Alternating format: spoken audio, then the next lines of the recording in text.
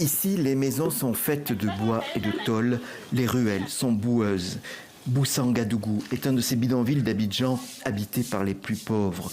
On y trouve des Ivoiriens de toutes régions et origines et aussi des étrangers. La cohabitation s'y déroule sans problème, mais en cette période de tension électorale, les esprits pourraient vite s'enflammer. Regardez la cartographie des conflits à Abidjan. Les conflits les plus intenses de nature sociale ou politique ont lieu dans les quartiers les plus difficiles et les quartiers hétéroclites, les quartiers avec une certaine différence, non seulement de composantes de la population, mais d'opinion politique. Mais les quartiers où il y a un certain niveau de vie, ce type de conflit n'arrive pas.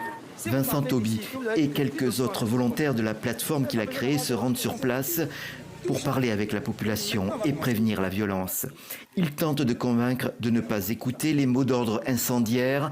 Le jeu du bouche à oreille fait la démonstration que les propos sont déformés quand ils passent d'une personne à une autre. C'est un travail qu'on faisait déjà avant à d'autres occasions, mais aujourd'hui c'est un travail qu'on fait avec beaucoup plus d'urgence parce que le quartier, l'installation que vous voyez a déjà subi des violences en période politique.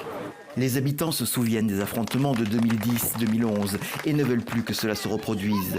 Aïcha Touré, dont la famille est originaire du nord de la Côte d'Ivoire, reste traumatisée par cette période. Nous, on avait eu peur côté ici, pas qu'on va avoir des difficultés avec les voisins. Donc, parce qu'on voyait comme si c'était ethnie maintenant qui se tuait.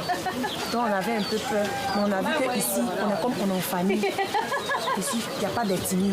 Il n'y a pas fait de dit Burkinabé.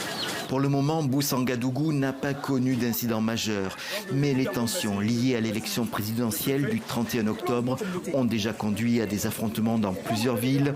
On compte déjà une quarantaine de morts selon l'agence France Presse et la crise politique n'est pas encore réglée.